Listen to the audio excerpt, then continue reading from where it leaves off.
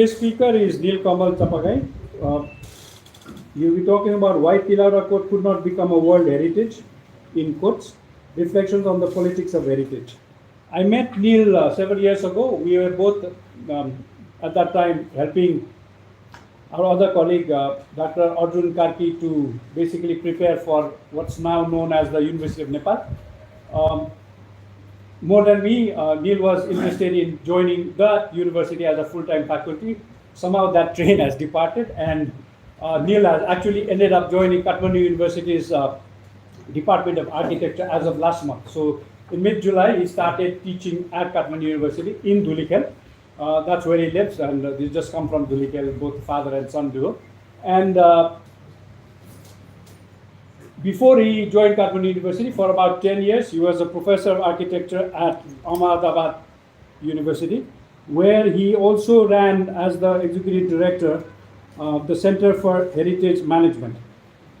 He was instrumental in setting up the graduate program in heritage management at that university and setting up a journal called Journal of Heritage Management. Before that, he had also taught at University of Wisconsin at Stevens Point. He's now had several international engagements in Mongolia, in the Philippines, in Japan, in various capacities. He now says that there's lots of, yes, a few published works, but lots of unpublished works like everybody in this room. And he'll be working towards completing them. So we're really delighted to have him here, and I just hope he'll come back again and again to talk about different things. So 45 minutes. You want to sit here? Sure. Okay, good afternoon. Thank you for being here.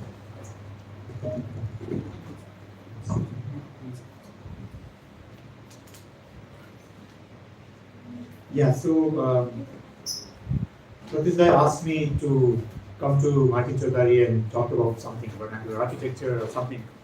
But when I was contemplating then this decision about Tilaurakot not being accepted as a World Heritage Site had just come. So I asked him, what if I just talked about it? But what I didn't tell him was I had not worked on this site. I have nothing much to do with the site per se, other than that it is of my interest, being a Nepali citizen, being somebody interested in the heritage sector. I've been following here and there, but just because it was kind of in hot news, I thought maybe let me concentrate on that. So please excuse me if I don't meet your expectations. If you are here to listen more about Tilaurakot, I'll be talking, but not as somebody who has insights about it so much, but as the second line of the title suggests, I'm more interested to talk about the politics of heritage. And Tilaurakot just happens to be the case at hand to start with. So what I'm going to do is I will reflect on the recently completed 47th session of the World Heritage Committee that happened in Paris in the World Heritage in the UNESCO premises, particularly with relation to the Tilaurakot nomination discussion, or rather probably lack of discussion that might have led to this result that we all are aware. Then I'm going to trace the journey of Tilaurakot as well as Lumbini World Heritage Site in the World Heritage Convention. That will give me some opportunity to talk about the general process and what's happening with the World Heritage system. And then I'll touch upon Nepal's journey with that system. And perhaps I'm more interested to also touch upon other systems that are there under UNESCO, not just the World Heritage, and a few reflections that I have to share some of my views. But my hope is that this will hopefully trigger some discussion among ourselves. And I think that is the most important thing than talking about any specific content here. As I said in the beginning, there are some disclaimers. I'm not an expert, or I've not worked on either Lumbini or Tilaurakot. Therefore, this session is not about finding the fact about why it didn't become, unlike what I wrote in the title, that was only to trigger the thought. But I'm not going to resolve this issue of why it didn't become. But I think the core is about discussing about the politics of heritage, which, in my opinion, should be a collective discourse among ourselves, whether or not we are working in the heritage sector per se. I think this is something that should connect to everybody, and I hope that's where this conversation will hopefully make some sense. So my objective would be, what can we do as we become aware of this kind of heritage politics? So I'm going to scratch the surface of that what I call heritage politics, particularly with regards to these global systems like World Heritage, because whether we like it or not, our governments, many governments around the world, find these systems as something they have to follow because they have signed the convention, they have to follow. But I think there are so many underlying currents that we better pay attention. That is my objective. So let me begin. So I begin the conversation by referring to this press note by Lumini Development Trust, which is the managing authority for the Lumini World Heritage Site.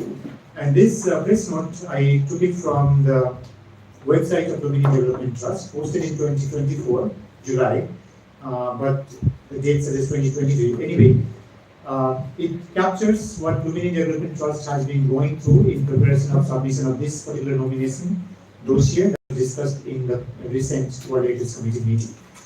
The press note recognizes who are the people behind it. So as the line suggests, Dr. Duncan Marshall, he was the lead author of the nomination dossier. He has been championing those things. And he has been supported by a team of archaeologists and many other experts who have been working on the site of Lumini.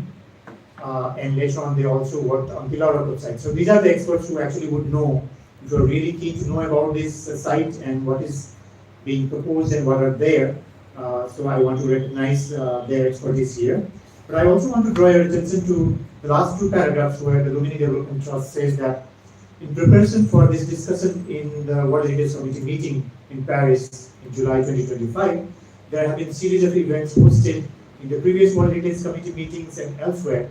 But somewhere I'm curious to know what actually happened, because technically the World Heritage Committee would not be hosting a public event in support of one particular nomination or one particular site. And so I'm just puzzled here what's the reality, but I'm not going to get into that. But then I will refer the media that have come, the news that have been reported in late. So after that press note, which gives us the hope that there have been a lot of preparations towards this nomination, what you start hearing just in the sort of eve of that World Heritage discussion is, yeah, it's quite difficult. That's the message we get. And you browse through different newspapers, you get the signals that probably it's not going to make through. And then in that discussion, another topic also emerged that in the same committee meeting in July 2025, we hear good news that the Lumini World Heritage Site, which has been discussed as a potentially being in the World Heritage list of the list of World Heritage Sites in danger. If you remember, after 2015 earthquake, Kathmandu Valley World Heritage Sites were also being proposed to be put onto the danger list because of the destruction that had happened. But you will be happy or you will be surprised to know that in 2-3 successive meetings of the World Heritage Committee, the Kathmandu Valley was not put into the danger list. So I think our expertise, our system knows how to work with it. So similarly, Lumini was also not put into the danger list, also that was very close. And so this past World Heritage Committee in July 2025, we got two news. One good news that Lumini was not in the danger list. One not so good news, Tilaurakot was an unsuccessful attempt. And so then the news comes that, yeah, we missed out the World Heritage Sites inscription. It was not included as per the discussion in 27. And then there are also analytical pieces come like this one that I refer, which is very well written, decoding the deferral. So the deferral is a technical term in the World Heritage Committee's deliberations, and I'll get into that also. Deferral means that the proposal is not accepted, it's not right away rejected, but it's been returned back to the state party. So it's not a no, but it's saying that it's not accepted this year. If you want to try next time, come up with a new nomination, new document. Okay, that's what deferral means. So this particular article tried to decode that, and I agree to most of it, where the reasons are given that there were lack of evidence, there were lack of addressing the concerns behind this particular nomination. One very interesting claim which we keep hearing around is India's competing claims. As we can all sense, India also has sites related to Buddha and Buddhism, and so this particular one that I'll get into slightly is that there have been these competing claims and probably we didn't address them enough. Lack of diplomacy. World Heritage Committee being an intergovernmental setup, deciding on these things, so obviously requires diplomacy. So I think that's a valid thing that, yeah, our diplomacy lacked. And then there are broader implications. In terms of India's competing claim, this particular article talks about the fact that India also has a parallel narrative going on, which I don't want to get into detail, but I think we all are familiar with that, which should not be discounted. But in this particular one thing that is mentioned here is that Piparova is also potentially a World Heritage Site from India in future. That's why it should be in the tentative list of World Heritage Sites. And because Toliha would be a direct counter-claim to Piparova, maybe that has some backdoor negotiation might have happened which prevented. However, two things I would like to mention here. Piparova there is a city, a place called Piparova in India, somehow related, I think that's also an archaeological site, but it is not yet listed in the tentative list of World Heritage Sites from India, which means there is no prospect for this to become a World Heritage Site. However, regardless of this, one can always submit a tentative list today and then get into the full nomination next year. That's also quite possible.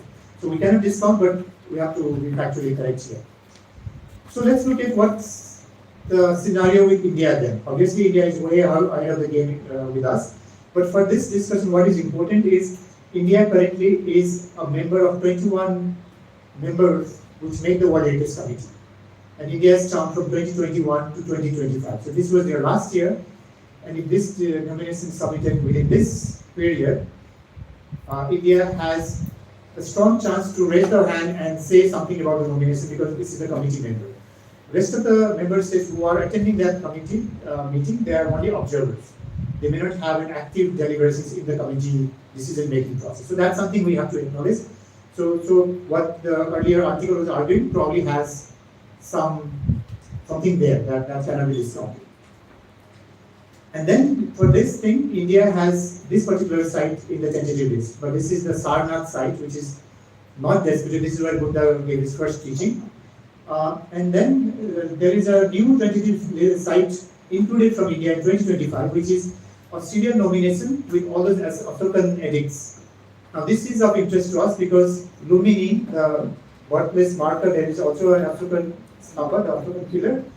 In Kaupilvastu and nearby sites, there are 3 other Ashokan pillars, 2 rather, I think 2, and with Lumini there are 3 Ashokan pillars on our part of the border as well. So this particular tentative nomination might be of interest to discuss further. Something quite related is the site in Sanchi and the Mahabodhi temple complex at Bodh which is the place where Buddha attained enlightenment. So India already has this competing site, but these are already in the process, and I don't think they have any competing interest with Tilaurakot site as such. What is interesting to note here is the Kusinagar, which is where Buddha attained Parinirvana, Mahaparinirvana, is in India, but India has not yet put it into the tentative list. So this is also to keep in mind because certainly between India and Nepal there are some kind of thing going on about the Buddhist circuit, Buddhist tourism and all that. So what we read in that article has some good points that one can ponder upon. Now let me get back to what happened in this 47th session of the World Heritage Committee where this nomination was discussed. Just some facts. The World Heritage Committee has a bureau that's like an executive committee, and currently these are the countries which are in that bureau. And these are the 21 member states, 21 countries which are in the committee member. And as I mentioned, India is one of them. And there are a total of 196 member states which can submit a nomination for World Heritage because they have signed the convention, so they are all eligible. So this becomes like an annual competition. Now it has really picked up as a heritage race to bag kind of a World Heritage status. And so, but the good thing about these deliberations is, and this is what I do as my research is, there are pages and pages of reports and decisions, everything available if you are interested, but it's kind of a cumbersome to navigate through and do. So that's what I try to do for you here by sort of skimming through these documents and trying to find this. Everything is here, so what I speak is based on what the document has. So this document clearly outlines, and every single committee meeting sets its own proceedings. It can change the proceedings, and everything the committee can do. It has that power. The convention was written and accepted in 1972, and from 1978 it came into force because it had enough countries signing it. And from 1978 the World Heritage listing started. And Nepal actually in this region is a forerunner because in 1979 Nepal had Kathmandu Valley and Sagarmatha National Park as 2 World Heritage sites listed, whereas India has started its journey in 1983 or 84 only with Taj Mahal and other sites. So Nepal had an advantage in this World Heritage Convention from the very beginning. And here it mentions that there are certain technical terms like defer, deferral, inscription, referral. These are the technical terms. So basically when a nomination is being evaluated by the committee, it can have either inscription, the code is I. So this is the list of cultural world heritage sites that were discussed in this past committee meeting. There is also around 10 natural world heritage sites, which I'm not going to discuss today, but there were a total of 24 cultural world heritage sites that were discussed in this past World Heritage Committee meeting. In this table, if you can read, you will see the last column is referring to the particular document where what is going to be decided is already there as a draft decision. So it's almost a year ago what is going to be the draft decision. So Tilaurakot not getting listed is already drafted way before the committee meeting, because the technical evaluation body, advisory body, ICOMOS, already submits its report, and the second last column you see recommendation. I means inscribe. So those listed as I meaning they have a green signal. R meaning referral. They might be inscribed, but there are some issues here and there. So the committee may ask the respective member state, the country, to say, hey, fix this up and give us back. We might still consider. So that's like almost there, but some issues. D means deferral. So Tilaurakot had the D, deferral, meaning there are major issues, we will give it back to you, you are welcome to submit it later. And if it is N, N would mean that no inscription, you should not be inscribed. You have no compelling case that you are making. So there is a difference between D and N, and I'll come back to that as well. This is our line here. NA is not pertaining to our discussion, but NA means when an existing world heritage site is submitted for its boundary modification, then that also needs to go through the World Heritage Committee, and if that is approved, that means okay. If it is not approved, it's NA, not approved. So these are the technical jargons you will see in this decision-making process. The NA thing would apply to Lumini, because Lumini had been going through this kind of discussion. For Kathmandu Valley, when it was listed in the World Heritage List in danger in 2003, and when in 2007 it came out of that danger list, one thing it did was it had a revised management plan, but another thing it did was it also revised its boundaries. So boundary modifications has lately been kind of a very usual practice to avoid the problems by putting it out of the boundary. That's the kind of context. Now let's look at this nomination things. And just before I get to that, so this is the template that ICOMOS, which evaluates the cultural properties, cultural world heritage sites. It uses various parameters to evaluate. So it's kind of a scientific technical process that it follows. And by the way, I'm also a member of ICOMOS, so I have to also own this process. So it's in a way very well revised process that they follow. There is a template like this. Now let's look at this draft decision that are already proposed and what happened in the committee, this last committee meeting. I'll just highlight this. Nepal, the Kathmandu University has D, deferral. We already knew that. But Nepal was not alone. India has one site, the Maratha military landscape, that was also D, meaning it was also going to be submitted back. Portugal had a D. Vietnam also had a D. So there were 4 countries having D. And UAE actually had one N, meaning not to inscribe. Right? What happened? India got inscribed. So from D, the committee deliberations happened, and that's what I want to draw your attention, and the heritage politics we see. India got inscribed. The site from Portugal also gets inscribed. Vietnam gets inscribed. And I've not come to Nepal, we all know, but UAE, which had an N, also gets inscribed. Then what happens? Out of the 24, almost all except Nepal and Poland gets deferred. Meaning, it's not that you have a D and then it's obvious that you will not be inscribed. Out of 4 deferred, 3 got inscribed, and we're the only ones which is not inscribed. There were N, meaning not to inscribe, that also got inscribed. Poland and Nepal. In fact, Poland has R, meaning it's actually referred, it's like a minor issues than the D category.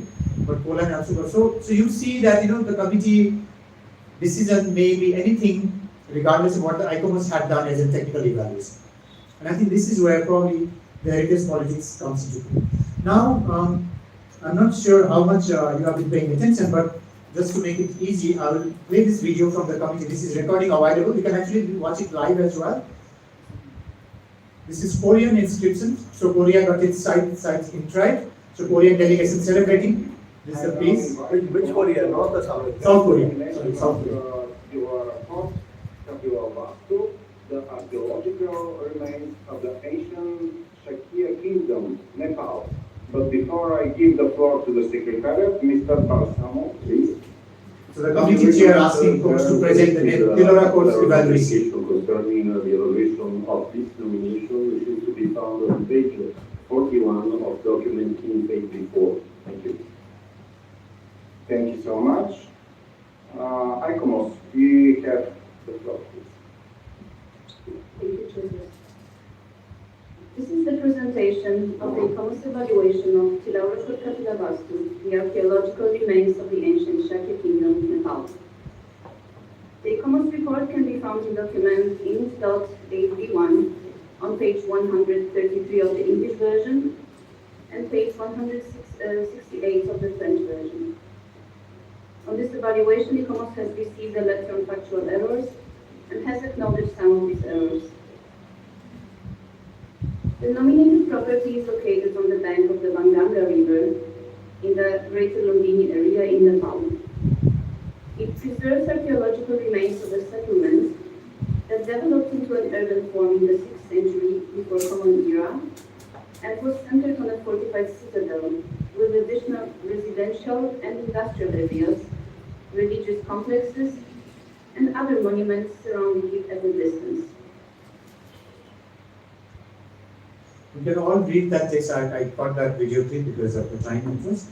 But basically, the document is already available for to read. And what the representative there does is kind of paraphrases and gives a summary.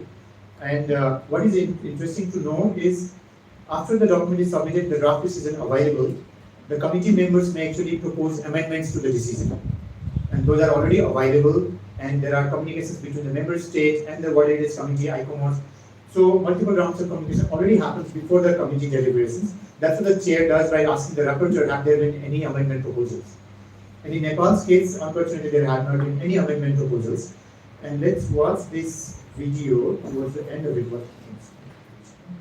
Yeah. This is towards the end of it, when the ICOMOS representative summarizes the outcome. Exceptional testimony This is the recommendation. The veneration of the Buddha and his teachings to justify criterion 3. Pursue further research on the religious architecture at Tilaurakot, testifying to the pilgrimage to the site, believed to be the hometown of Lord Buddha from at least the Mauryan period onwards, to demonstrate the exceptional way in which the structures reflect the association of Tilaurakot with the life and teachings of the Buddha and the development of Buddhist tradition to justify criterion 6. And recently the nomination is a significant boundary modification of the World Heritage Property of Lumbini, the birthplace of Lord Buddha. ICOMOS considers that such a revised nomination would need to be considered by a mission on site. ICOMOS has included a number of further recommendations in the draft decision to aid the long-term conservation of the property.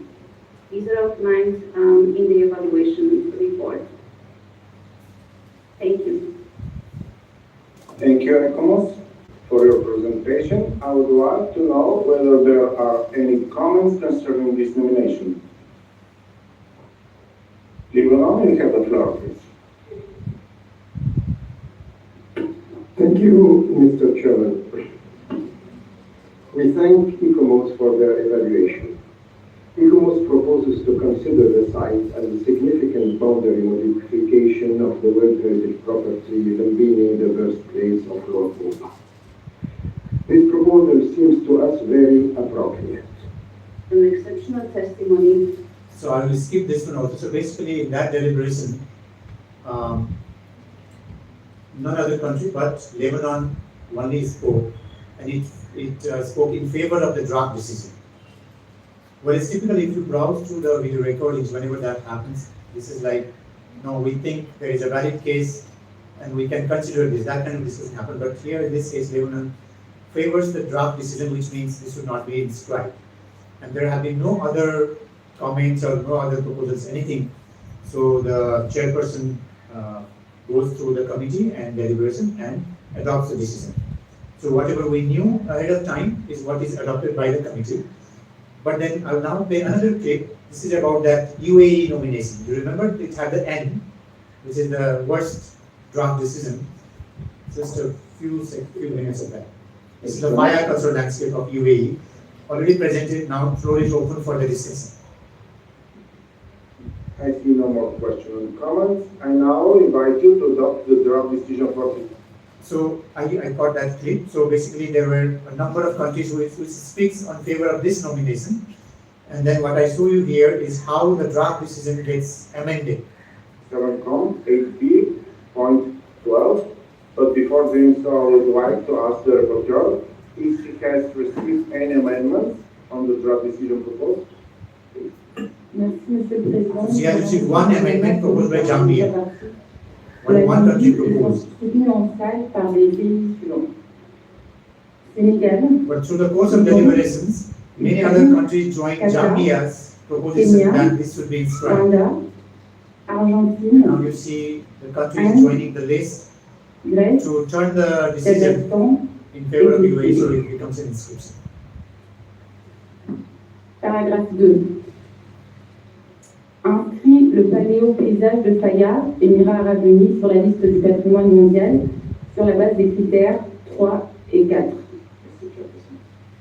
So this gets inscribed with Zambia submitting an amendment and many of the committee members speaking in favor of it, and it goes on record. So the draft decision gets modified and the not to inscribe becomes inscribed, and we can see it in the similar case with Vietnam that had the D. So UAE had the N, this had D, and you can see that the amendments proposed by different countries. So there is a lobby behind the nomination, so it gets inscribed. Whereas the crossed red font, you see it was to be different, like Tilaurakot, right? Similarly, this was the one from India, the Maratha military landscape. You can see a number of countries suggesting that no, this should be inscribed. So if you see the original draft decision of the Maratha military landscape, just like Tilaurakot, ICOMOS had suggested a number of recommendations of why it should be deferred and what are the aspects that India should address. And that's why it had to be deferred. Same with Tilaurakot, it had 3-4 points that were mentioned for the country to address. And here, after the deliberations, this is the final decision. So all the points addressed, it is inscribed. Okay. So I think in some ways, between the diplomacy and the World Heritage Committee, between the ICOMOS technical evaluation, and probably in between there are probably multiple layers that one needs to understand and prepare to handle that both technically but also diplomatically. I think that's my view. This is Tilaurakot's draft decision, and if I had run that video until the end, the chairperson goes paragraph to paragraph and no changes, adopted as it is, as you knew before the committee. And what is more interesting is this particular decision about Tilaurakot. In its point C, the ICOMOS committee asked that the Tilaurakot's resubmission, if the country does resubmission, this one is suggesting that please resubmit not as a separate nomination, but as an attachment to the Lumini World Heritage Site by proposing a boundary modification. And what Lebanon spoke, the representative of Lebanon, he actually emphasized on the fact that Tilaurakot and Lumini are not two separate sites, it should not be treated. So it agrees and it sort of reinforces this particular point that it makes sense to do the boundary modification of Lumini and include Tilaurakot and not submit Tilaurakot as a separate site. That's what Lebanon was re-emphasizing. And this is mentioned in this one. But this is where, so this is what I mentioned, that in the same committee meeting, the Lumini's case was also discussed. The sketch of conservation report of Lumini was discussed, because in the two previous committee meetings, Lumini had been proposed to be put into the danger list. But in this one, it was not proposed to be in the danger list. It was sort of in the discussion phase. But what is interesting is, in the Lumini's decision also, it includes that whatever the country will submit in relation to Lumini should include Tilaurakot and Ramagrama as well. So you can see that from multiple ways, from multiple technical reports, there is some different message being given to us that Tilaurakot probably is not worthy of a separate nomination. It is a package with Lumbini, but not only Tilaurakot, also for Ramagrama, which is another tentative World Heritage site from Nepal. So this is something I think we need to understand. So because of this, let me go back to both the Lumbini and the Tilaurakot history. But before I do that, then there is another news that comes after this decision that our Honorable Minister saying that, oh, we'll reapply for Tilaurakot next year, don't worry, we'll get there. Now my question is, what do we reapply next time? As ICOMOS suggested, as the World Heritage Committee suggested, reapply with boundary modification for Lumbini, or resubmit the Tilaurakot nomination again, knowing the fact that there have been multiple technical suggestions that this should not be a separate site. If that is the case, then what would we do differently? Do we prepare different? So what is our strategy? And keeping in mind that Lumbini World Heritage site has been in the verge of being listed in the World Heritage list in danger because of that industrial issues that has been happening. And also I want to raise a question, what about other sites in our tentative list? We have a number of sites sitting there in our tentative list, and after so many years, finally Tilaurakot is submitted. But what about others? At least I know for a fact that Lomantan in Upper Mustang has been there, and I know government has also been trying, but somehow it didn't go far. So what about them? And what about many other sites? But do we have a strategy? Have we understood these qualities? And do we have a strategy to navigate them? If we don't, then just resubmitting again and again, probably we're only going to be embarrassed, or we'll only feel bad. So this is where I'll quickly recount what is the process of World Heritage inscription. So before, because just a few months back when this Taplejun's Patibara was in the news, I heard somewhere in the news that some minister saying, oh, we'll take that Patibara into the World Heritage list. Or somebody somewhere saying, oh, this site should also be. So ministers or experts randomly saying, oh, this should be all. So what is the process? The process is first it has to feature in the country's tentative list. It's a very simple process, but at least the country should just make a list, write a justification, submit a letter, give it to UNESCO World Heritage Center, and there is no lengthy discussion, it automatically gets into the list. It's very simple, that's the first step. Then if you want to nominate anything out of that tentative list, you prepare a full nomination dossier, which is actually not an easy task, a lot of research required. In the current way of things, it is suggested that at least 4 or 5 years should be given to that preparation. And then that preparation gets submitted in a timeline, World Heritage Center reviews it for its completion, and if it is not, it will come back to the country. If it is complete as a package, then it goes to the Technical Evaluation Committee, either ICOMOS or IUCN. Then there is a desk review, there is a field review, and then the advisory body prepares the evaluation report. That report gets submitted to the World Heritage Committee, what we saw in the deliberations and the documents. And then the committee decides, which we also saw how it decides, right? So this is the scenario of the World Heritage. World Heritage today has become its own problem because of so many sites, more than 1,200 sites today in the World Heritage list.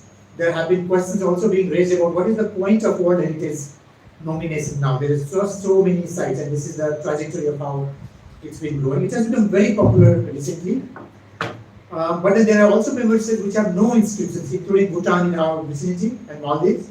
And having worked in Bhutan, I know Bhutan also has so many worthy World Heritage sites. But recently Bhutan has submitted a list. So I think Bhutan is also now entered into the rest.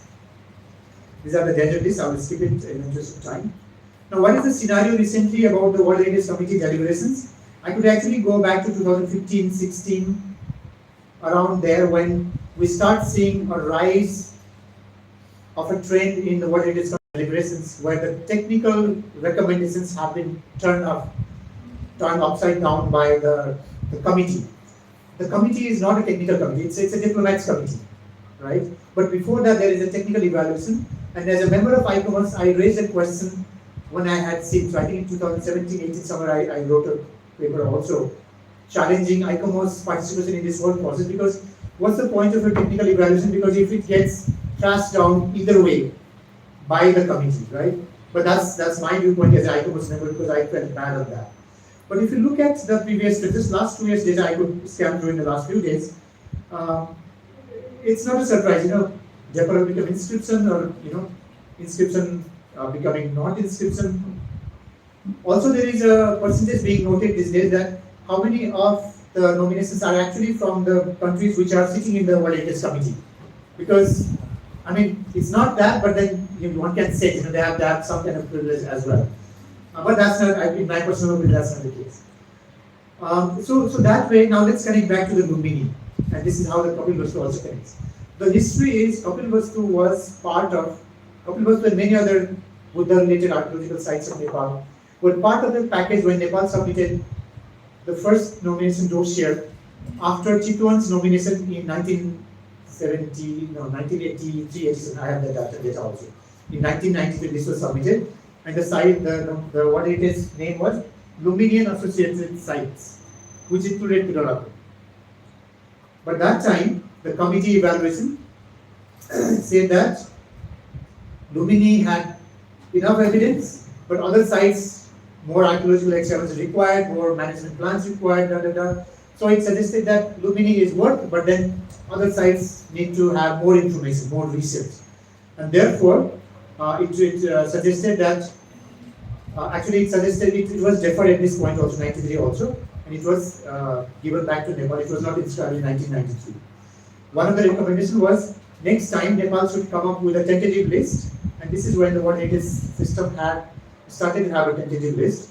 So Nepal finally submitted its first tentative list in 1996. It was approved in 1997, and you can see in that tentative list.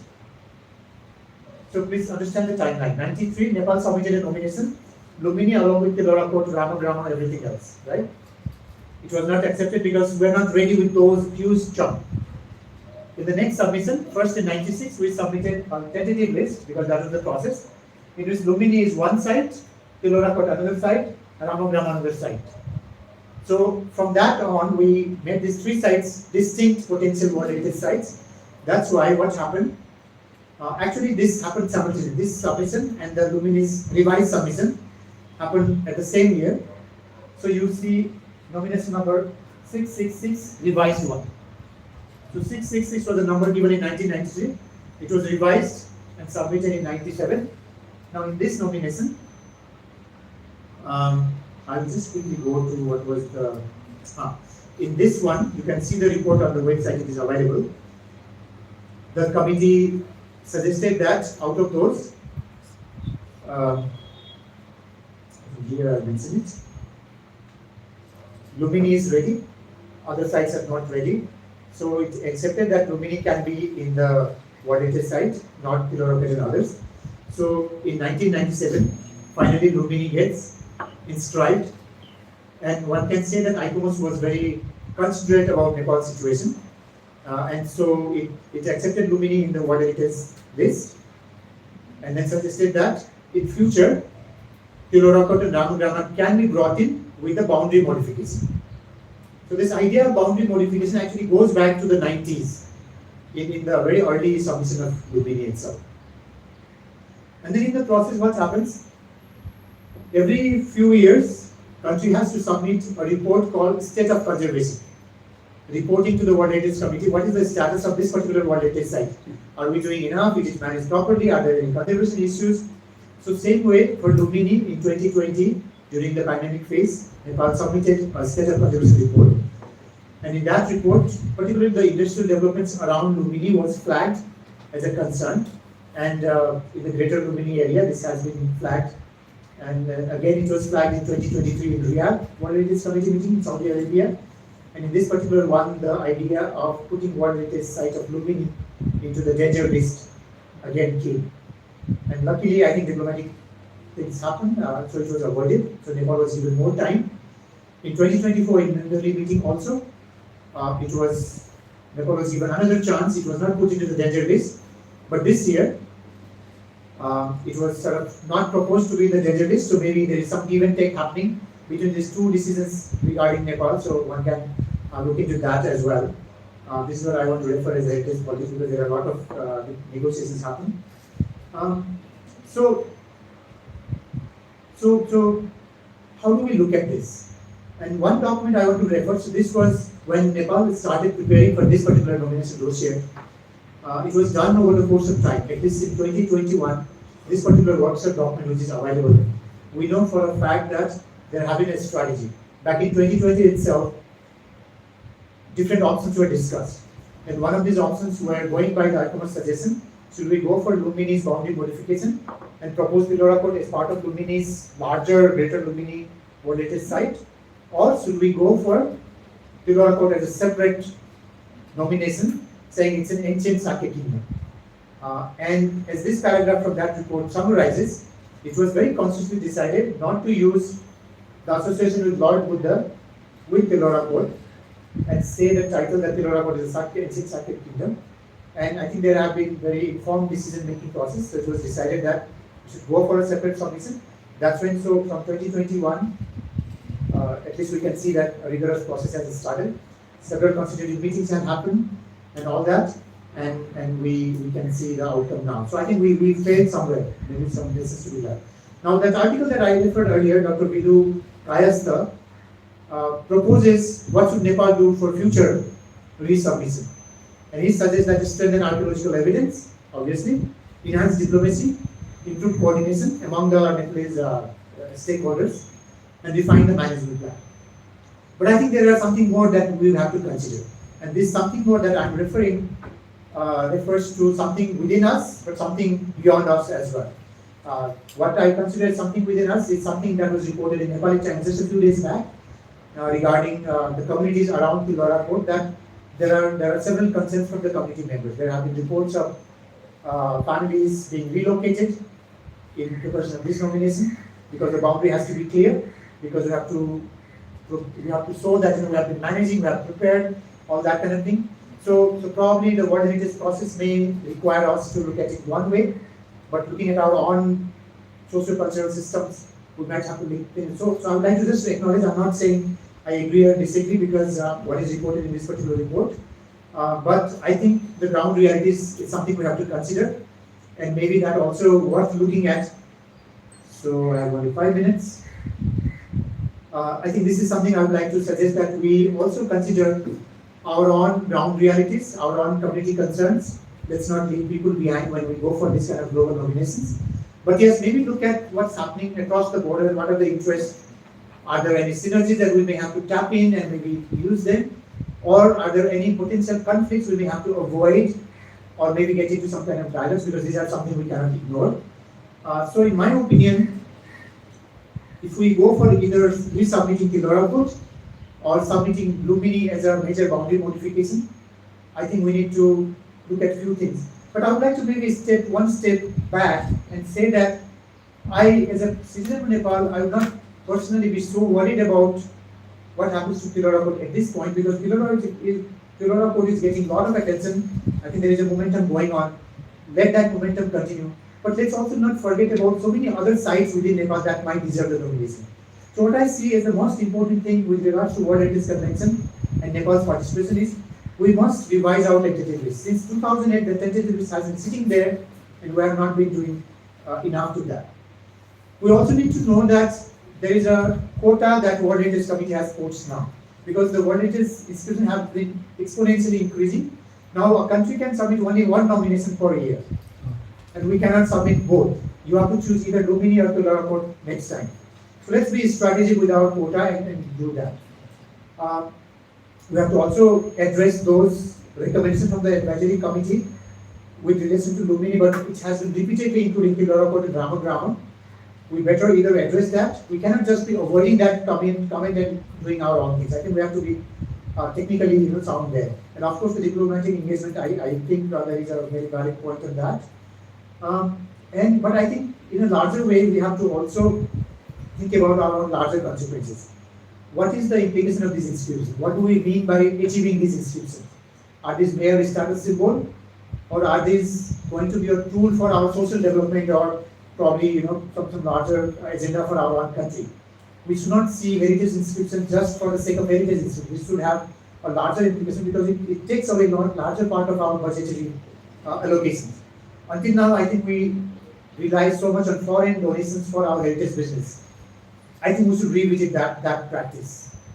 We should work on our heritage business from our own interest point, our own budgetary allocation, because frankly, the Tilaurakot nomination has been primarily prepared by Japan's funding came to UNESCO. That's good, thanks to Japan, but I think we also better contribute our own way. So let's for a moment look at Nepal's position.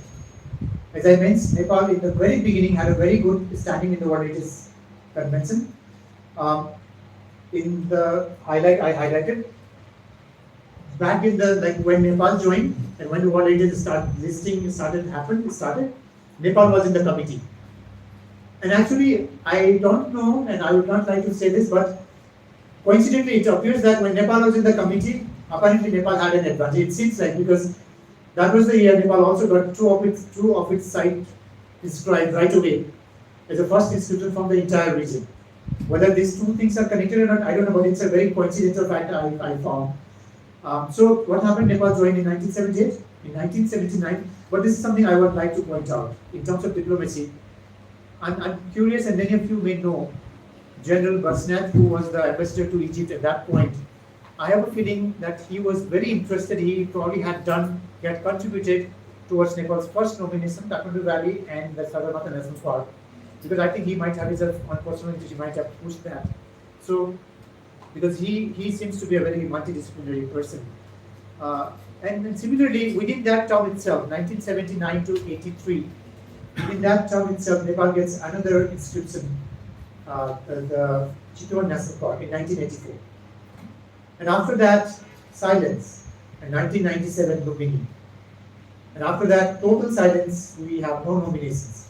And finally, good that Tilaurakot has done. But now if you are resubmitting any nomination in future, let's think, because there is a very tiny probability that is positive out of all the nuances, and we better use that in a very strategic way.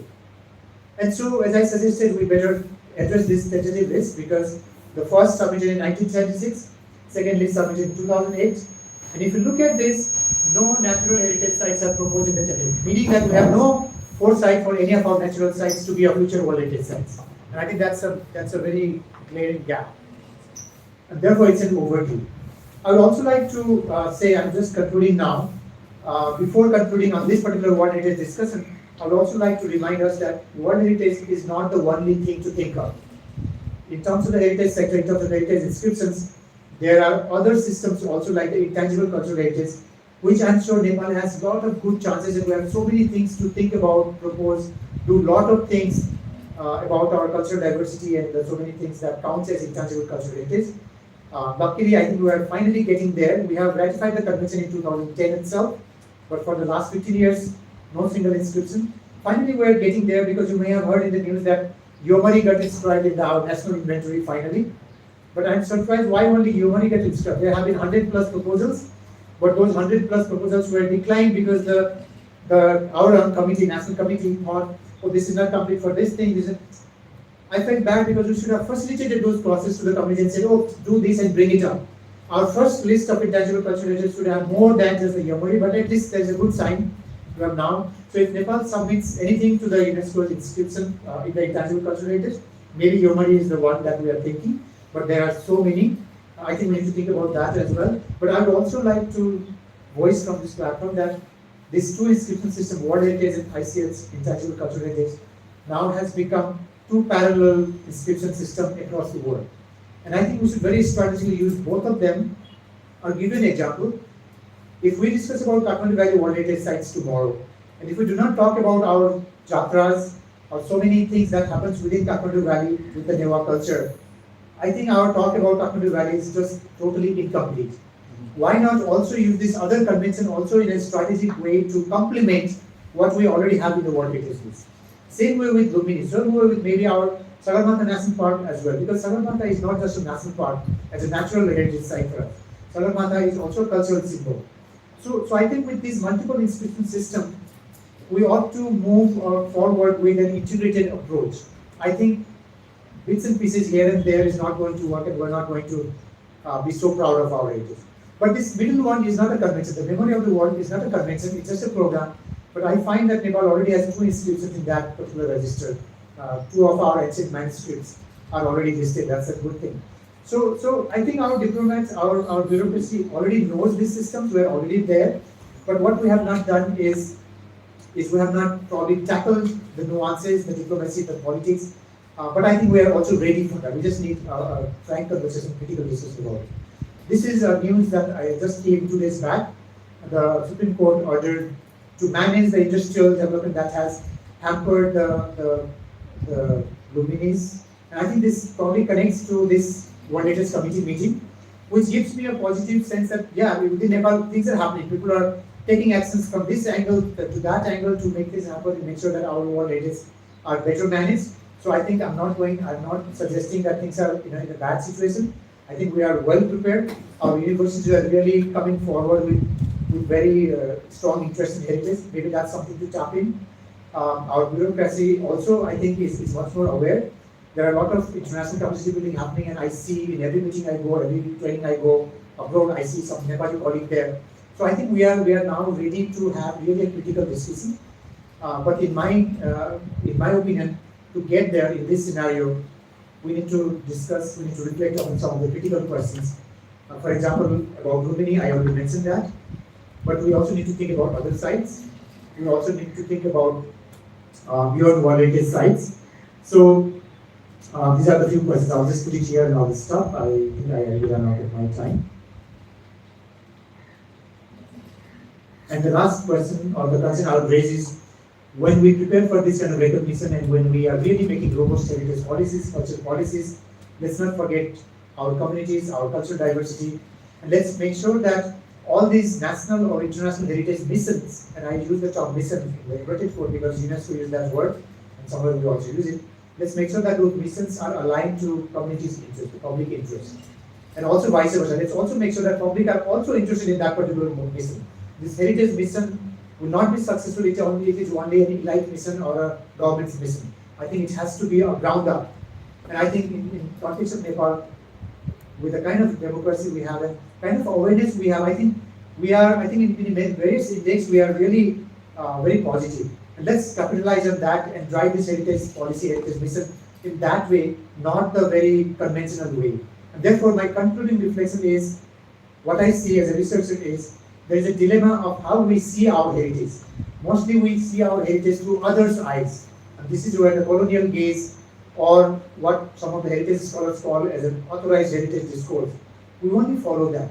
We have never thought about what is our discourse of heritage. And I think this is high time we better think about that. Our heritage discourse cannot be a monument-centric discourse. I think that discourse is over. Monuments are important, but even restoring our monuments and managing them like Kathmandu World Heritage Sites has to be done by a living heritage discourse, and that's what we need to develop.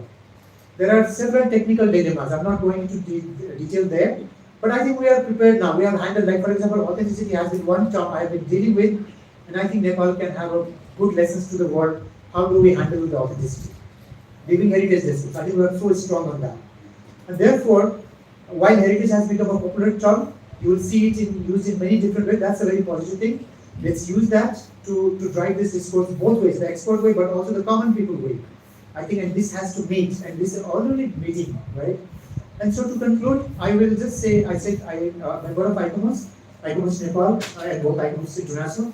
We're hosting ICOMOS International's General Assembly this year in Nepal, and that's a good thing. Finally, we're hosting it in Lumbini, and that's very contextual. I think we have a very coincidental or maybe some strategic thought. I hope maybe this Tilaurakot nomination would have been submitted for next year, after this particular meeting where the international committee comes to Lumbini, sees what happened. I think we have done our part as ICOMOS Nepal members, because if you see the scientific symposium themes, we're actually trying to take the heritage discourse for relevance to the society. We are using for conflict, how can heritage help in the conflict negotiations, and particularly one that I'm involved with is called Theme 3, Leveraging Heritage for Peace. So can we do that, and can that be the message that Lumbini can give out to the world? So this is our intent with the ICOMOS General Assembly and the Scientific Symposium that is happening in October in Lumbini. But I think there are many things we can do. So with this, I'll stop here. I know I have been scattered here and there, but I hope I made some sense, and I'll be happy to engage in some discussion. Thank you very much, and thank you for being here. Yeah.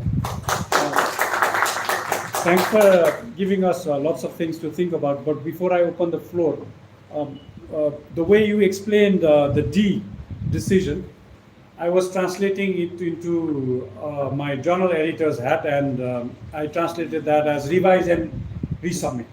Yes. But I was then confused about what exactly were the recommendations with respect to revise. Because typically, when I send out a revise and resubmit decision on the part of the journal collective, I also send out 2 or 3 sets of peer reviews, right?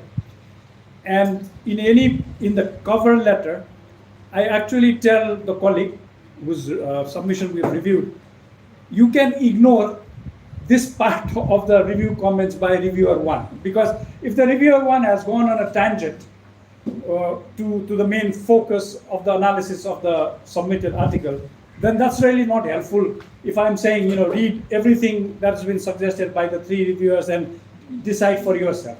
So I'm trying to be a little helpful and say you can ignore reviewer 1's this set of comments, but pay very close attention to reviewer 2. Now, when that D decision was reached, was something similar delivered to Nepal? Because, yeah. So I was really confused about that. One of the slides, there were these 3 points highlighted, which was, I only highlighted the last one. We said, resubmit along with Lumbini's major boundary modification. That was one. Before that, one of the suggestions was, do a little bit more archaeological research about that one absidal temple, because they felt that temple's evidence may actually establish what Nepal had proposed as outstanding universal value of that particular site. That outstanding universal value is a jargon within the World Heritage system. So basically, you have to justify that that particular site has an outstanding universal value, which means this is a value that is important to the entire world. And when we propose, this is based on this outstanding universal value, but along with the recognition, the state party is also committing that we will do our best to preserve this value. That's how our management plan will function, right? So those things are given. So there are a number of points given. But I think unlike the journal where the peer review is blind, there are peer reviews. So in the process, when this is submitted, the World Heritage Committee first reviews to see, okay, all the maps are included, all the data are included, all the policy copies are included. It just checks for those things. And once that is thing, it is given to ICOMOS. ICOMOS has a desk, World Heritage desk, and it calls among us ICOMOS members. So it doesn't come to us. None of the ICOMOS Nepal members, in fact, ICOMOS Nepal doesn't have a say in this, just to maintain that peer culture. But anybody from India can review this, anybody from Japan, wherever, right? So the ICOMOS International Secretariat, the World Heritage desk, sends, asks for colleagues, like I can review India's nomination, I can review anybody. Just like journal, we have to also declare, are there any potential conflict of interest? Sure. So like while I was working in India, I never reviewed India's nomination because even though I could have done it objectively, but just to make it clear, I would not do, right? So those things are there. And so it is reviewed on the textual basis. So at least 3 reviewers will do that, and it's anonymous. Along with that, ICOMOS also sends a field team, what's called field mission, to the site. And this field mission can be 1 person, can be 3 person, and Nepal has towards them, and they come, they meet the officers, they go to the site, they meet all the, so they can say their terms and conditions, they do whatever they want to do. And actually, what has also happened is, while preparing the dossier, like for example, the industrial issues around Lumbini probably would not be reported by Nepal, because who wants to raise that, right? Sure. But these are the missions which actually finds it in the news or hears from a stakeholder or they see while they are on the site. All these things are picked up and this is synthesized, and that's how the report is formulated. But before submitting to the World Heritage Committee, this gets transmitted to the respective countries also. That do you have anything? Do you want to? And even after the submission to the committee, there can be additional submissions as well. So enough time is given. So please raise your hand and ask a short question. Yes, please. So there's a question that what is the role of ICOMOS if the committee themselves are to decide? But has there been any cases where it's like being inscribed and still they have rejected? Is like how much influence they have if it's already been approved by the ICOMOS and not been approved by the member states? They have full power. Is there cases that they may extend not to choose? I think there are, yes. I don't remember it exactly, but there are, because that's why I use the term heritage politics or politics of heritage, because at least through the World Heritage system, it is very clear that the politics of heritage sometimes can become very nasty or very dirty as well. And for example, I have not done this research, but I'm very curious to look at what happened with the Poland nucleus, which are only R, there's not even D, right? And so what happens in that committee deliberations is not only a technical issue, it can be any issue, and this diplomat sitting in the committee can vote against, and ICOMOS can do nothing about it. And that's why, as an ICOMOS member, I wrote that query in a paper a few years back that, what's our role then? That why not rethink or something like that. I think the story is slightly different in the natural heritage sector because IUCN has evolved its own system, and I think, but I've not done that research, but I have a feeling the nature sector is slightly different than the culture sector. But by a very obvious reason, I think culture being a very nuanced sector, one can imagine that this thing should also be out.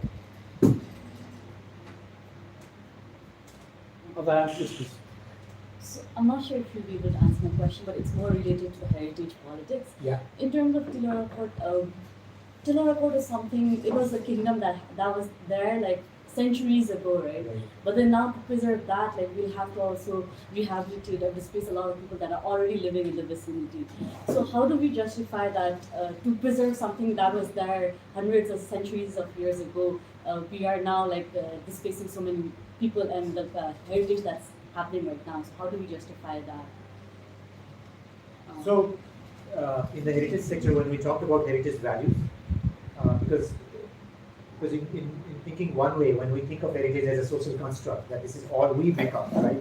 So in that discourse also we think that heritage becomes heritage when we identify that it has certain values, and those values are agreed by a set of people following certain process, right? So in this case, for the World Heritage, so-called World Heritage, the process is the concerned state party does research, puts forward this document which says these are the values, and all together these values makes up outstanding universal value. That's why it is World Heritage. Now it is in that narrative is what we do. Now this is where what I was saying towards the end of my slides is that we should have our own discourses. If we think those people who live in those sites or in the vicinity, we need to somehow be inclusive about it. I think we can articulate our values in that way. We need not go by the very strong archaeological value only. Archaeological values can be one, but we can also negotiate with something else. But I think so far we don't do that. We go by the very typical way of thinking about heritage. I'll give you an example. For example, since I worked in Upper Mustan in my early days, I liked Annapurna Conservation Area project because ACAP was in the 80s and 90s was really appreciated for a new approach that was introduced. And thanks to Chandra Gurung and Rauka Gurung and all these people, we actually said in the very beginning at the conceptualizing that when we work on Annapurna Conservation Area as a area project, area conservation approach, this is different than national park because in area conservation, we're not going to remove people out of that conservation area. And that's why I feel nature sector has shown that. However, our culture sector has not done that yet. Luckily with Tilaurakot, there was not a huge village that was on the archaeological site. However, to justify the boundary within that boundary, there was a village, Sipur or Sivgan, something like that. I think somewhere around close to 17 families were impacted and they were relocated. That has happened. So the report, probably the media report that I saw, which came just 2-3 days back, is referring to that. But I think even there, maybe we can follow a process to engage with them and see what was their connection with the site. And there is a very justified, valid connection. In my personal opinion, counting on that connection itself should be a part of our heritage value. But whether we have done that, I don't know, because I've not worked that. But since I worked in Lomantan, I have been saying this when the Lomantan was pursued as potential nomination. I think for 2-3 years DOA did that and it dropped. My argument and my approach was, let's talk to the people and we pursue the value in consultation with the local people. Because you cannot approach Lomantan, where it's a living walled city, just put there and expect everyone will go out or everyone will be restricted on what they can. And this is where I think we have wonderful sites, but we have also wonderful challenges. But if we are creative and critical enough, I think we can come up with our own discourse, and I think we should do that. And if that discourse means we are not getting World Heritage, let it be. I don't think World Heritage is the ultimate destination. Yes, please. My question is, India is presenting Pipraha as a probable Buddha Tilaurakot, Right. but what are the evidence behind it? And my another question is, internationally there are two main examples where heritage site is located in cross border. So in that context, in Nepal and India relationship, which kind of diplomacy can push it up? Very good question. I'm not sure if I'm the right person to answer, but I'll give you my thoughts anyway. So far, based on my knowledge of the archaeology done in Tilaurakot and what my colleagues have shared, and probably I'm biased as a Nepali citizen, but I think there are enough evidence, archaeological evidence, to suggest that Tilaurakot that we have is the right Tilaurakot, not Pipraha. But I'm open if counter challenge is proposed with the facts. I think we should be open, right? Your second question is even more important because this, and in fact, connected to that, I have also said somewhere that when we run a campaign like Buddha was born in Nepal, I agree and I don't fully agree as well. Why? I agree because Lumini World Heritage Site is in Nepal. It's proven, that's why it's in the list of World Heritage Sites. So yes, it is in Nepal. But actually, if we speak critically and very honestly, back in the days when it was the Sakya Kingdom, there was no Nepal, no India, right? So that question is actually a useless question. But if it comes to that level, yes, it is in Nepal, right? In the same language today, Buddha was born in Lumbini, he traveled, and actually I have visited those sites out of my own curiosity, I have navigated. You don't find much difference. When you cross the border, you don't realize when you are in Nepal, it was a geography that Buddha navigated, and probably you feel that if you actually meditate and follow, you feel it, right? And many pilgrims do that, right? So from that perspective, yes, there are many important sites related to Buddha that are in India, right? In that case, one can see two ways, particularly using the World Heritage Convention, two ways. One is one can go for a serial nomination, and this serial nomination is about, like that's what ICOMOS has been suggesting for Lumbini and Tilaurakot. So Nepal can propose World Heritage site associated with Buddha, including Lumbini, Tilaurakot, so that's one way. But that same serial nomination process can be actually multi-country nomination. If we say Buddha's life events, World Heritage sites associated with Buddha's life events, that will include Lumbini, Bodh Gaya, and Sarnath and Kushinagar. The three are in India, right? So one can go for India and Nepal joint nomination with these 4 serial sites. Another way is something called a transboundary nomination. Transboundary nomination typically is followed in case of natural World Heritage sites where the natural ecosystems do not stop at the cultural boundary, right? Political boundary. So if the political boundary is not so important for a larger site, then the 2 countries can, or 2 or more countries can submit one joint nomination. This can be considered as transboundary nomination.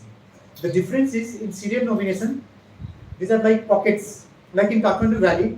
Not the entire Kathmandu Valley is a World Heritage.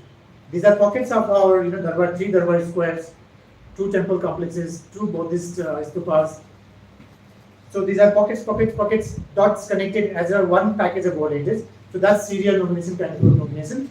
Transboundary is a whole one area which might cross the political border. So in the World Heritage Convention, this is the provision one can use. It can become very complicated, one can easily imagine. So that's why many countries do not get into that as well. Thank you. Yes, please. Is the idea of, let's say, putting forward both Pipraha and Tilaurakot as Kapilavastu ever been explored? Has there been? Yeah, I mean, I'm just floating this as an idea for like a kind of, like what you just mentioned, like a cross-boundary nomination or a shared country nomination between India and Nepal. Because there is strong evidence to suggest that, Tilaurakot was the political capital, while Pipraha was, in a sense, a religious center of the Shakya kingdom. Right? And there is actually, we see a kind of parallel with Devdaha and Ramagrama. Right? So Devdaha being the political capital of the Mongolia kingdom, and Ramagrama, of course, being that place where they decided to enshrine and build the Jona Stupa in a sense. Right? So I'm just saying that could this not perhaps be a third way of going about it? You know, like another of the discussion has so far focused around, say, okay, you know, merge Tilaurakot into Lumbini, or pursue Tilaurakot as Kapilavastu. But I'm just thinking maybe a better kind of narrative could, you know, explore a win-win situation for both countries in a sense. I think two aspects one can think here. One is, personally, I'm not aware whether that proposition has been technically floated anywhere or have been. Right. But even if it comes forward that way, I think one has to pay attention to what's the archaeological evidence and which, you know, what's the so if one compares Piparhoa with Tilaurakot, I think one has to put forward the facts and see which site has what values and what is outstanding there. I think that's the kind of growing academic consensus from the Buddhist studies side of things. Right?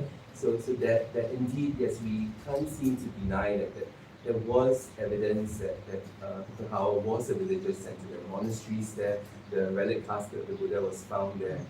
But at the same time, there's so much going on the Tilaurakot side that shows that, you know, this really was a kind of like walled city in a sense. Right?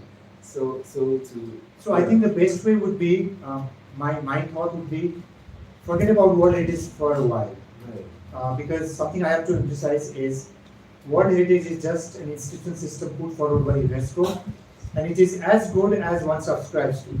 For example, until very recently, since Bhutan had not bothered about it, I have been giving this example to my students. Look at Bhutan.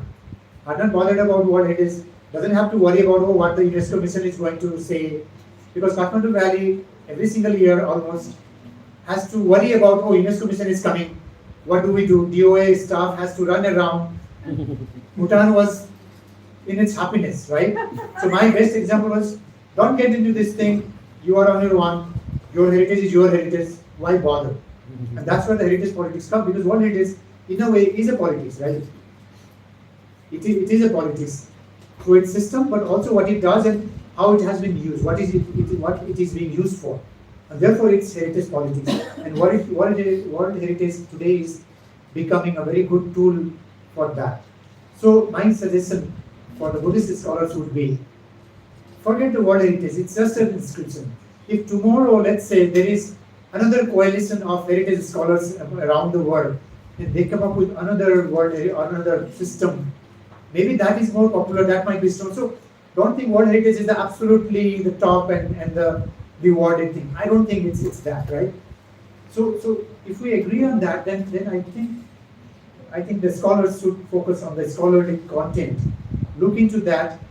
Then at least what we know is, okay, what was Piparhoa, what was Tilaurakot, what are important? Because when the World Heritage comes, because this is coming out of a convention, a treaty signed by member states, the member states' national politics comes into the play. I think we are getting into that, and so it becomes complicated, and probably it becomes a little bit more challenging for management as well. So I think scholars need not worry too much. But if we get to that, and if there is a conversation between the concerned state parties and the scholars come into the picture, then I think we should then think what constitutes OUV of this joint nomination. Because at the end of the day, it's not just about inscribing, it's about successfully managing it for the future generation. Now, what are the potential challenges in managing that OUV, keeping in mind these two state parties who might be submitting the joint nomination? I think these are the things to do. Because I think this is another thing that many times we tend to think, once achieved, we're there. No, it's not. There is also something called World Heritage Listed Danger, right? So it's also a commitment, and we have to also think about what's the management, what's the process we're going to follow, how are we going to manage. So yes, I think scholars have a lot to contribute in this one to really make it a robust heritage discourse. But probably it should not start with World Heritage as a starting point. That's an outcome if we desire so. But I think scholars' work is important for its own merit. मेरो तर अङ्ग्रेजीमा David हो, म नेपालीमा सोच्छु अलिक सोच त ठुलो गर्नु होला। जस्तो नोमिनेसन, नेपालबाट नोमिनेसन पठाउने चाहिँ प्रोसेस चाहिँ के हुन्छ हैन, त्यो त्यसको छनौट कसरी हुन्छ, विगतमा चाहिँ कसरी भइरहेछ? नेपालबाट पठाउने भनेको नेपालको चाहिँ जस्तो नेपालको वर्ल्ड हेरिटेज सेन्टरसँग कम्युनिकेसन भनेको चाहिँ प्यारिसमा जो एम्बेसडर हुनुहुन्छ उहाँ थ्रु हुने हो। यहाँको सेलेक्सन चाहिँ कसरी हुन्छ? यहाँको चाहिँ नेपालमा यहाँ हाम्रो सिस्टममा चाहिँ पुरातत्व विभाग चाहिँ नेपालको नोडल एजेन्सी हो। त्यो चाहिँ पुरातत्व विभागले सबै कोअर्डिनेट हुन्छ, किनभने हाम्रो एन्सियन्ट मोनुमेन्ट्स प्रोटेक्सन एक्टले दिएको अधिकारले गर्दाखेरि पुरातत्व विभाग चाहिँ आधिकारिक निकाय हो। पुरातत्व विभागले तत्सम्बन्धी प्राविधिक निर्णय गरेपछि हाम्रो सम्बन्धित मन्त्रालय थ्रु चाहिँ हाम्रो राजदूत मार्फत वर्ल्ड हेरिटेज सेन्टरमा जान्छ। पुरातत्व विभागमा नै कसरी आइपुग्छ यो लाने भन्ने कुरा चाहिँ त्यो अब जस्तो तिलौराकोटको उसमा चाहिँ तिलौराकोट चाहिँ र लुम्बिनी होइन, लुम्बिनी चाहिँ लुम्बिनी डेभलपमेन्ट ट्रस्ट भएको नाताले त्यो वर्ल्ड हेरिटेज कन्भेन्सन अन्तर्गत नेपालले कमिट गरेको म्यानेजमेन्ट प्रोसेसमा नेपालको राजपत्र के भन्छ त्यो ग्याजेट सिस्टमबाटै आएर ऐनबाटै आएर लुम्बिनी डेभलपमेन्ट ट्रस्ट बनेको हुनाले त्यो लुम्बिनी डेभलपमेन्ट ट्रस्ट चाहिँ आधिकारिक निकाय हो Lumbini world heritage site manage गर्नको लागि। त्यही भएर लुम्बिनी डेभलपमेन्ट ट्रस्ट र पुरातत्व विभागको यो चाहिँ संयुक्त जस्तो हुन्छ। तर त्यो च्यानल चाहिँ लुम्बिनी विकास कोषबाट पुरातत्व विभाग हुँदै मन्त्रालय मार्फत एम्बेसडर थ्रु वर्ल्ड हेरिटेज कमिटीमा जाने। त्यस्तो संस्था म अलिकति त्यो फर्दर सुन्न लाग्यो। जस्तो त्यो संस्था भएन भने जस्तो नि अब गुरुङहरूको केसमा चाहिँ एउटा चाहिँ जस्तो कलासोप्रेट हो भन्ने चाहिँ 700 वर्ष अगाडिको चाहिँ मिनिमम 700 वर्ष अगाडिको आर्कियोलोजिकली उत्खनन गर्दा चाहिँ 700 वर्षभन्दा पुरानो भन्ने कुरा चाहिँ कम्तीमा पनि 700 वर्ष भन्ने कुरा छ। त्यसपछि हामी ओरल हिस्ट्री जुन हामीले भन्छौँ त्यो ओरल हिस्ट्रीसँग त ठ्याक्कै आर्कियोलोजिकली उत्खनन गर्दा ठ्याक्क मिल्यो होइन। कतिले चाहिँ के लेखेको छ भने उहाँहरूको रिसर्चमा यो चाहिँ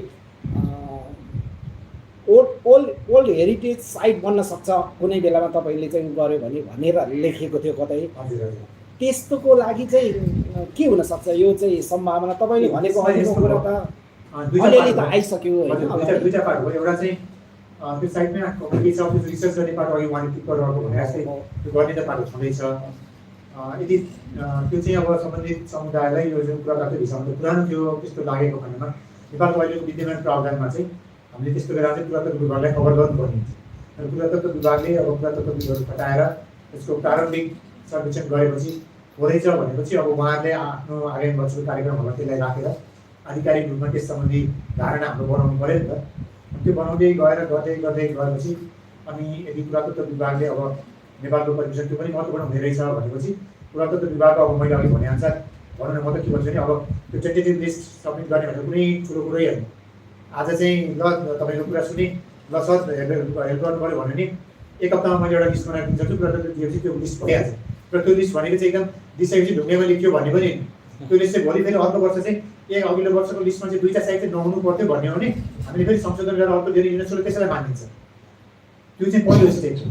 त्यसमा त्यो हुँदा पुरातत्व विभागले तपाईँले भनेको साइट चाहिँ भनिहाल्नुभयो भनेर मानव निर्देशकलाई लागेर त्यो राख्नु पनि सकिन्छ। त्यसको सिम्पलै प्रोसेस छ होइन। त्यहाँसम्म मलाई केही गाह्रो छैन। एटलिस्ट त्यसले के गर्छ भने तपाईँलाई पनि एउटा गौरव त दिन्छ नि त मेरो साइट पोटेन्सियल हो भनेर होइन। मलाई के लाग्छ भने मेरो अहिलेसम्म बुझाइमा चाहिँ कमसेकम त्यहाँसम्म पुग्न त कन्जुसै नगरौँ क्या। अब मैले भने नि यो मरी बाहेक 100+ अरू पनि इन्टेन्जिबल कल्चर चाहिँ हामीले कन्जुसै गऱ्यौँ जस्तो लाग्यो क्या मलाई चाहिँ। त्यस्तै गरेर नेपालको कमसेकम टेन्टेटिभ लिस्टमा 100 लिस्ट गर्ने त केसरी केले रोकेको थिएन क्या हामीलाई। खालि 1996 मा बाध्य गरेर लुम्बिनीलाई गरेर सब्मिट गऱ्यौँ। एकपल्ट 2008 मा रिभाइज गऱ्यौँ अनि त्यसपछि त अब हामीलाई अर्को केही नै छैन क्या। त्यहाँसम्म चाहिँ सजिलै जान सकिन्छ। त्यहाँदेखि उताको चाहिँ अब त्यो चाहिँ जटिल प्रक्रिया पनि छ। तर मेरो व्यक्तिगत भन्नु छ भने त्यहाँदेखि उताको प्रक्रिया मलाई चाहिँ अहिले आएर चाहिँ यो सबै पोलिटिक्स हेर्दाखेरि चाहिँ त्यति साह्रो चासो पनि खासै लाग्दैन कि। त्यो चासो भन्दा बरु हाम्रोसँग हाम्रो तरिकाले म्यानेजर देखाउँ न। त्यसमा आफ्नै कम्प्लिकेसन पनि छ। But you said question, but I would like to offer comments. Sure, sir. If that's okay. Yeah. I think it was very, very great unpacking of the e-commerce to heritage site and the UNESCO process. So that was very illuminating for me also. So thank you. I'd like to offer some comments in that sense. I think one is the World Heritage Site process. To pursue it in a country like Nepal, in a way, is like a cop-out, because it makes it as if you're doing something, but you're doing very little, and all you're saying is, oh, DOA is active and the foreign ministry is active, and to काम गरेर त देखाउने तर actually चाहिँ काम गर्नुपर्ने काम हामीले गरेकै छैनौँ। त्यसैले, like you also suggested, much more important to work on the sites rather than run after heritage sites. And you suggested Bhutan also has not been that keen, and there are so many sites in Nepal. Certainly we should be on our tentative list, etc. Number one. Number two, one of the things that has really locked us into this, into not valuing Tilaurakot enough for many reasons, is that we are locked into this Buddha was born in Nepal trope. And some of us have, to our, for the trolling we received, to suggested that this is not a good idea, that Buddha was born in what is today Nepal. And Buddha was born in Nepal for tourism brochures, but anything beyond tourism, Buddha was born in what is today Nepal. And the moment you do that, you can also start considering Piprahawa to Tilaurakot as a unit. But as long as you keep saying Buddha was born in Nepal, then you cannot go in that direction, because the diplomats and the politicians will never dare to go in that direction. That's my second point. My third point is regarding the exact, let's call it the failure. I think it's not a great failure. We didn't get into it, but enough happening in Tilaurakot, as you suggested. We should rather study what is happening in Tilaurakot and take some amount of pride in it. And then say, okay, then we will be deserving of a World Heritage Site in Tilaurakot if we actually even know what's happening in Tilaurakot in terms of the digs. So in that sense, what I understand is one can give credit to the Nepal government and also take away credit. We can give credit that the Nepal government has bought large tracts of land, fields around, and I believe it is bought. There will be some unfairness in the value of the land and the money spent. That has to be reviewed, and also the amount of not the compensation but the money is late in being given. I just checked with some people, locals, after that article you mentioned, and they said one of the problems is the delays in payment. So I think the credit has to be given to the government, successive governments, for having bought property, so that you've been to Bodh Gaya, you've been to Sarnath, all the markets come right to the gate of the heritage sites. Whereas Lumbini is the only heritage site where things are away from the site. Likewise, I think the Nepal government has made it possible. However, my understanding is that the presentation and the representation of the UNESCO, the Nepali embassy in Paris was very weak this time. That's probably why only Zimbabwe came up and talked. There was no lobbying, there was nothing going on there. We need to study that further. As a journalist, I should say that we journalists should study that further for our weakness. Lastly, as far as the digging is concerned, I think probably one of the finest archaeological digs in the last decade in South Asia has been in Tilaurakot. We've probably not been able to project that enough in terms of what does it actually show. For example, we know now that Buddha was not born in a grand palace. He was born in a kind of an exalted jhopadi. And that says much more about a Buddha than if we were to imagine that he is the little Buddha of Bernardo Bertolucci. So that's about it. And I would say regarding Piprahawa and Tilaurakot, there is a stupa, and this planter named Pepe a century and a half ago found these artifacts and the astu, but it is not clear that that is the Sakyamunis. And hence, we have to study deeper. Even Nepal should study Piprahawa. Exactly. Not just Tilaurakot. In Tilaurakot, we must also look at I would like to refer to the Uttar Path. No Nepali archaeological writings or journalistic writing talk about Uttar Path. I just leave it at that. There's some more to say, but I think time is at a moment. No, I think you captured very well. I agree that yes, there has to be some commendations to the government, to the team. I think archaeologist team has done a lot of work. But yes, going by what you commented, I would also like to see our media reporting more about the findings and the thing, and educating us, the public in general, rather than only talking about it at this juncture when what it takes place and all that, without detailing out why we failed. It's not a failure because we didn't have it or we didn't deserve it. It's a failure because of something else. And that's why I try to sort of indicate in the title that, yeah, let's look into the politics. Just a couple of sentences. तपाईँको प्रश्न थियो नि, तपाईँको प्रश्न लोकल्सको बारेमा थियो नि, तपाईँको बारेमा प्रश्न. I believe it's very important, like somebody in Tilaurakot should own the view of the Himalaya much more than the Kathmandu South, and they should earn more from it. Likewise, the villagers around Kapilvastu and Lumbini should earn. The answer is they should be able to earn from a heritage that is in the sites. And you may say, oh, but they are Yadav and they are Dalits and they are Muslims. That's not the Buddhistic heritage. That's the other issue that we haven't looked into enough. The politicization of Lumbini Development Trust may also be contributing to the fact that Nepal's international presence via the LDT is so weak. And finally, regarding the surrounding community, the rest of Nepal only looks at Tilaurakot and Lumbini as a Buddhistic site, and hence the heritage of the Buddhists of Nepal, whereas the Yadavs and the Musalmans and the Dalits that is there, I personally suggest that they have the first right to take advantage of Tilaurakot. And that's why the more we promote Tilaurakot, the more the locals will benefit. And that's the compensation for them, because in the end, they have protected that heritage. They could, in historical time, have picked up the bricks and taken off them to make their houses. But the bricks remain till 2025 because of the locals. So why not give them credit? Yes, yes, please. I fully agree, and I think that's where lies our potential, our one way of defining our heritage discourse, because we have missed out on that. Yes, please. Thank you, Neel Kamal sir. It was like a refresher from my master's course. Studied World Heritage Studies. One thing I want to say is, like, we're saying Lord Buddha was born in Nepal. I think it's not correct. It's Siddhartha Gautam who was born in Nepal, and he earned the title of Buddha in Bodh. So I think the correct phrase might have been Siddhartha Gautam was born in Nepal, probably. Yeah, like when I even write my bio, the word comes in the parenthesis and heritage studies, because I totally agree that just getting inscribed as a World Heritage Site is not the final description, especially if you see the dirty politics behind it. It's like, is it even worth it nowadays? Right. So, my question is, like, the monument-centric discourse, and you said it's a high time.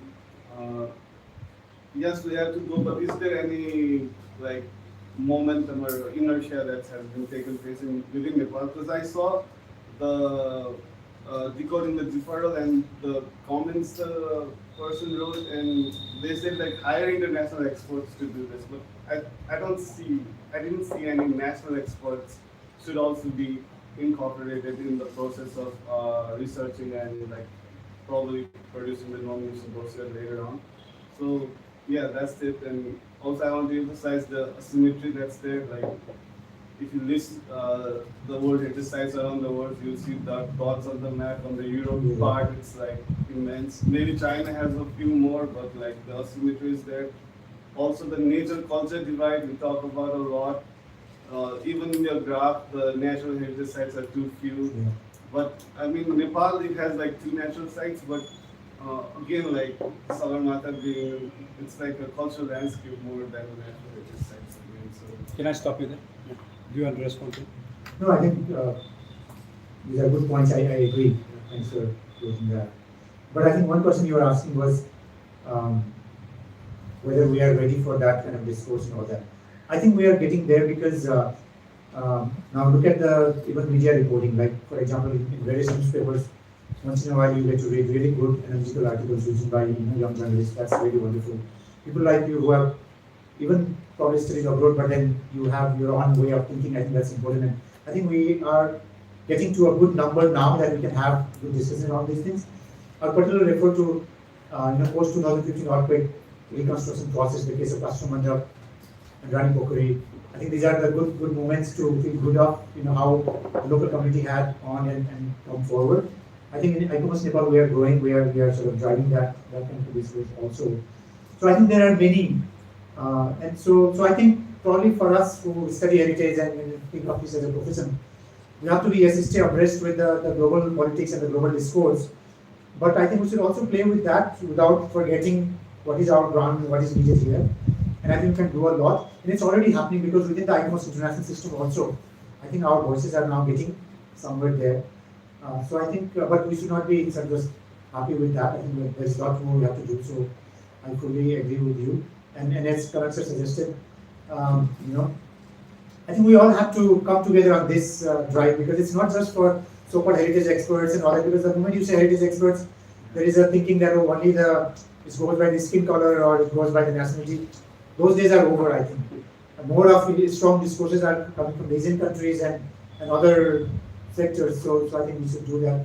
I think it has to be interdisciplinary, intersectoral, and I think in Nepal that has started to happen. So I feel good about that. So yeah. I don't see any of that, so let me ask you at the end. I mean, you didn't quite actually say this, but in the very detailed process that you described, where other folks who had D got I at the end, you seem to suggest that their diplomacy was very good, right? And ours was not good enough. So, based on what has just been said, one can think of things like inscription in World Heritage Site as a sort of a global stamp that you could ignore, because as you suggested in your presentation, there are alternate ways of thinking about it, and you don't need to be running around putting all your investment in getting yourself inscribed there, right? So could we just say that because we're not very good at managing hypocrisy, which is another name for diplomacy, we just forget that? But how do we convince those people who run this country at the Department of Archaeology and their bosses that that is not important? Because there is a mentality in Nepal of wanting to record everything in the Guinness Book. You know, I'm actually caricaturing this, but there is a mentality that says, oh, Bisoma Poilo, yo, and all that. So, as many people in this room would agree with you, the real thing is the real conversations that need to happen in Nepal. The real scholarship, the good scholarship that needs to happen in Nepal. I think very few people are actually investing intellectually and otherwise to actually make those things happen within the country. That's my reading. I could be wrong. You know? So, in sense, how do we convince something like the Department of Archaeology that no, you're just chasing the wrong tree, and let's just backstep and focus on the real work. Real work No, I think that gives me one more point to elaborate, which I didn't get because I was rushing through. Being a member of ICOMOS, I would say ICOMOS has also evolved, because ICOMOS origin is in 1964-65, something called Venice Charter. And as a heritage student, I sort of criticize Venice Charter a lot. But when one sees Venice Charter in those times, it was a good thing. It was a very relevant thing to do. But what we need to do is we have to progress from there. And that sense, ICOMOS has also evolved. Similarly, World Heritage Convention has also evolved in terms of its own processes and all that. What he said, the unbalanced representation today and all that is there. The World Heritage system has also mechanisms to address those issues. It has been helping the countries. Like one of the advantages one has by being part of this whole process is you can actually apply for international grants, use that to supplement and all that. So I think those are benefits also. So I'm not criticizing all the system, but since the system has grown so large that there is a very limited chance that all the sites will get inscribed, we should not worry too much about it, but thinking that if you can inscribe one, why not miss that? I mean, inscribe one, but just think which is the one you want to go. But also think which are the 5 others that you might be going for in the 5 years to come, right? So that was my suggestion. But this is where I think your point, this is where something like World Heritage tag might be important, because that matters to even our own people in the government and all that, because for them it's a stamp, right? And that is stamp equivalent. So I think that's something we cannot avoid and we have to do. But ideally if we are in that situation where everybody understood that, yeah, what is our heritage is important regardless of whether everybody else thinks so or not, would have been the ideal. But since we are not in the ideal situation, I think it's better that we use these systems also.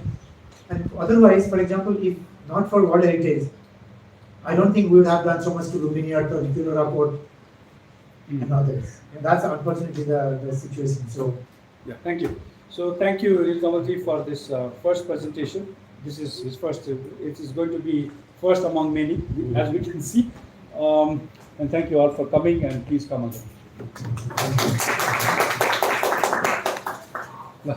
Maza